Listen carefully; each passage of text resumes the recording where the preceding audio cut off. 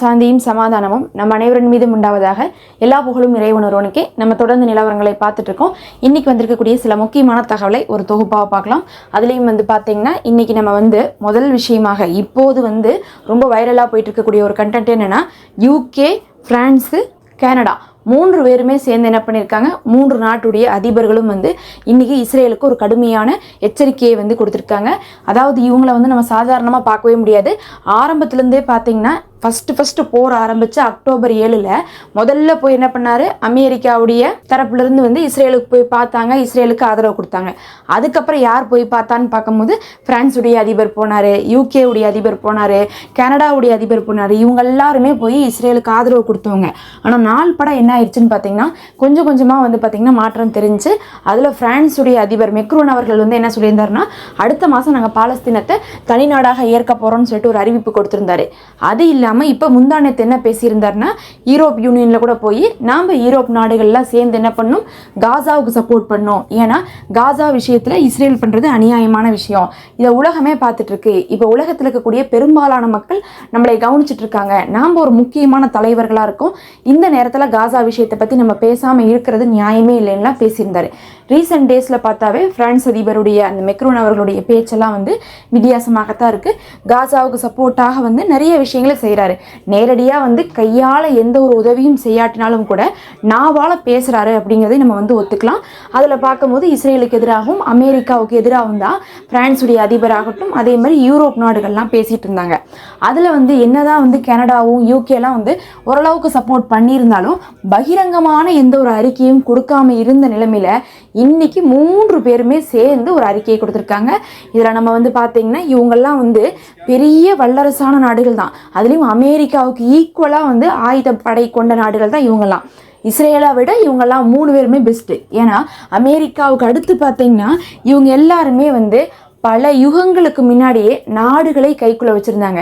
எப்படி பிரிட்டிஷ்காரன் பார்த்திங்கன்னா உலகத்தில் பல பகுதிகளை கைக்குள்ளே வச்சுருந்தானோ அதே மாதிரி தான் ஃப்ரான்ஸ் எல்லாம் பார்த்திங்கன்னா பக்கத்தால் இருக்கக்கூடிய ஜோர்டானெல்லாம் என்ன பண்ணியிருந்தாங்க, ஃப்ரான்ஸுடைய கையில் தான் இருந்துச்சு.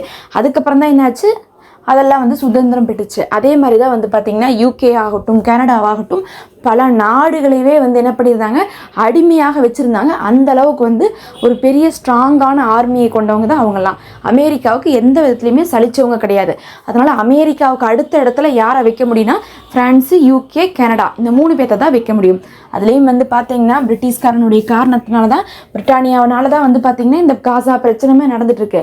ஆனால் இந்த தடவை பார்த்தீங்கன்னா அங்கே யார் ஆட்சியில் இருக்காங்கன்னா கம்யூனிச சிந்தனை கொண்ட நபர் தான் இப்போ ஆட்சியில் இருக்கிறனால அவர் என்ன பண்ண ஆரம்பிச்சிட்டாரு, காசாவுக்கு சப்போர்ட் பண்ண ஆரம்பிச்சிட்டாரு.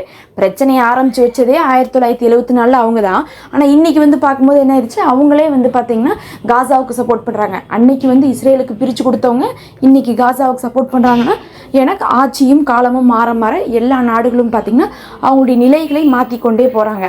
அப்படி பார்க்கும்போது இன்றைக்கி யூகேவும் கனடாவும் பிரான்ஸும் 3 பேரும் சேர்ந்து ஒரே ஒரு அறிக்கையை கொடுத்துருக்காங்க. அந்த அறிக்கையில் சரியான வார்னிங் கொடுத்துருக்காங்க இஸ்ரேலுக்கு.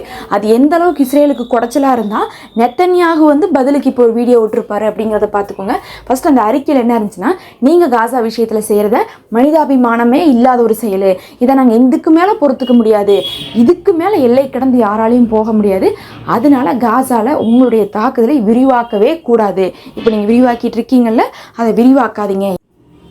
அது மட்டும் இல்லை, காசாவில் இருக்கிறவங்களுக்கு தேவையான உணவுகளை நாங்களே தான் நேரடியாக கொண்டு போய் கொடுக்க போகிறோம், அமெரிக்காவுடைய ஒரு குழுவை சேர்த்திக்கிட்டு அப்படின்னு சொல்லிட்டு இன்றைக்கி இஸ்ரேல் அறிவிச்சிருந்தாங்க. அதையும் என்ன பண்ணியிருக்காங்கன்னா ஃப்ரான்ஸ் மறுத்திருக்காங்க.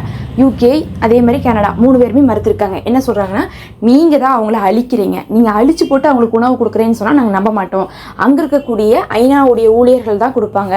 UNRWA மேலே நீங்கள் ஏன் கேஸ் போட்டுட்டு அவங்க மேலே நம்பிக்கை இல்லைன்னு சொல்லிட்டு நீங்கள் போய் உணவு கொடுக்க போகிறீங்க, அதை நீங்கள் நிறுத்துங்க. அதை என்ன பண்ணுங்கள், அங்கே இருக்கக்கூடிய ஐநாவுடைய ஊழியர்கள்ட்ட ஒப்படைங்க, அவங்களே கொண்டு போய் உணவை மக்களுக்கு கொடுக்கட்டும் அப்படிங்கிறதையும் சொல்லியிருக்காங்க. சொல்லிவிட்டு நாங்கள் சொல்லக்கூடிய இந்த விஷயத்தை நீங்கள் எதையுமே பொருட்படுத்திக்கல அப்படின்னா உங்கள் மேலே நாங்கள் பொருளாதார தடையை கொண்டு வருவோம். அதுக்கப்புறம் இங்கிருந்து எந்த ஒரு ஆயில் இதெல்லாம் பார்த்திங்கன்னா கப்பல் ரீதியாக வராது, இனி எந்த ஒரு ஆயுதத்தையும் நாங்கள் கொடுக்க மாட்டோம்னு சொல்லிட்டு என்ன பண்ணியிருக்காங்க, பகிரங்கமாக இன்றைக்கி அறிவிச்சிருக்காங்க.